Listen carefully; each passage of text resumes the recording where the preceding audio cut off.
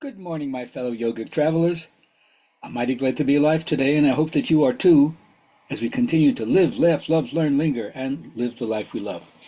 Well, it's Monday, so it's the beginning of a new week. I'd like to start off with poetry. This is from Goethe, called Begin It Now.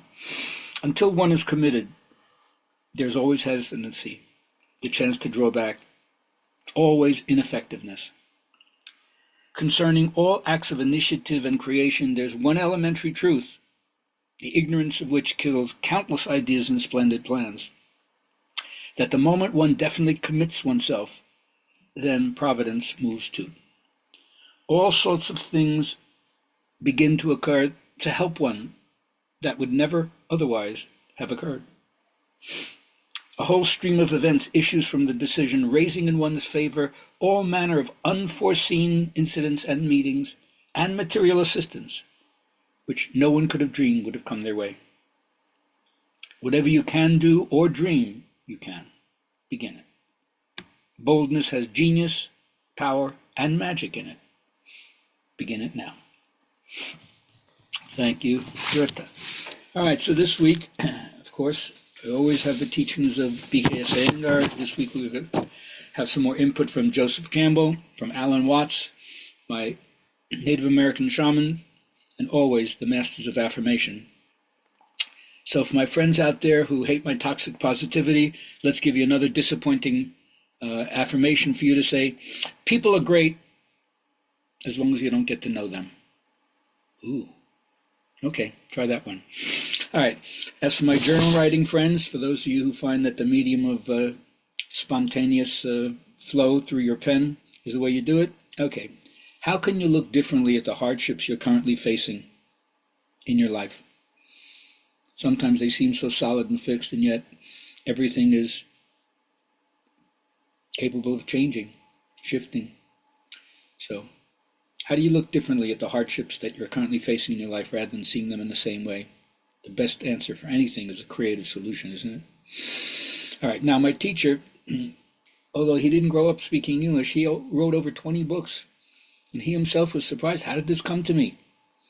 Well, the answer is life is both practical and a mystery.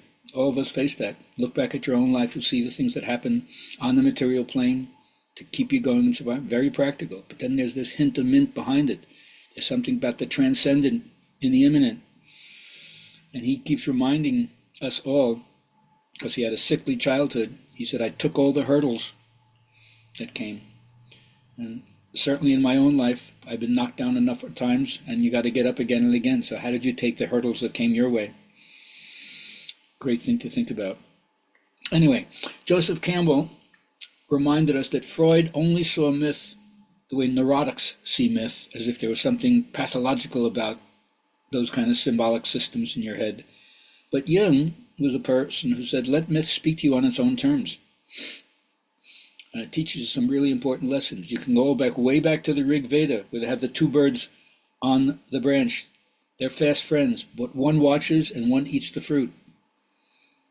That's a couple of thousand years ago. They understood there's a witness and there's one who's involved in the daily life. And if you are, then you pick up that phrase from Joseph Campbell, joyful participation in the sorrows of the world. You can't avoid it, not because you're bad or you did anything wrong, that's just the way it is. So can you bring your oomph? Can you bring your zest? Can you bring your vitality? Love life for the miracle it is, even though it's so many harsh things going on, unjust things. Can you still say yes?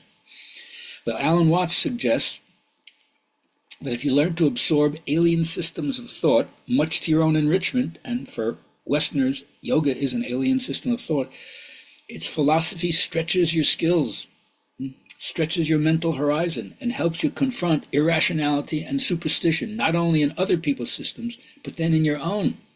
Because when you see the folly of what people thought thousands of years ago when they had much less of an understanding, scientifically speaking, of reality, maybe intuitively they understood stuff, but we can look at that, and you know what, our own system is filled with irrationality and superstition too. So can we take that in and extract some wisdom from that? All teachers use some kind of skillful means called upaya, a pedagogical device. Sometimes they got to be cunning, even trick the student. You want to get something across, sometimes you got to surprise them, or you got to break the mental stranglehold.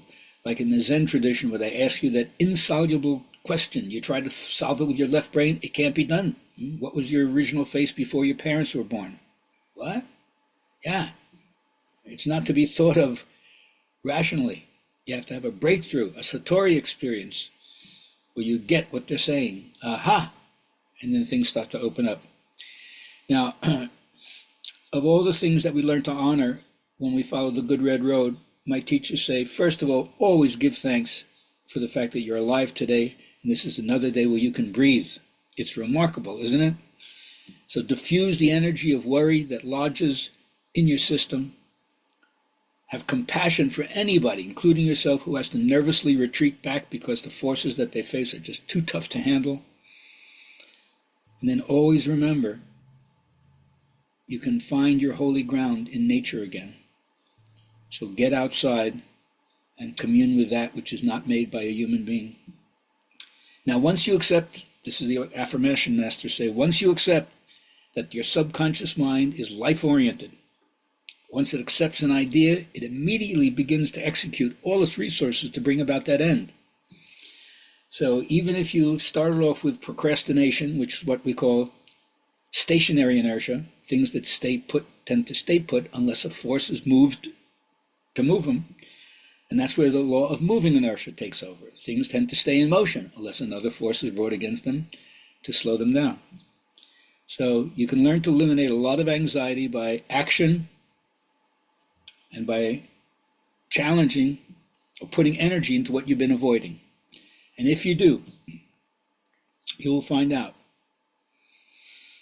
that if you turn your request with faith and confidence over to your subconscious mind, it will take over for you. No coercion, simply conscious acceptance, and then choose what you give your attention to, always. It's an internal vantage point, not an external change of conditions. So I hope that hopes and gets you through the day. I look forward to seeing you tomorrow, and always love to hear from you. Let me know how we're doing, and I'll pound it back to you. Thanks a lot for supporting this.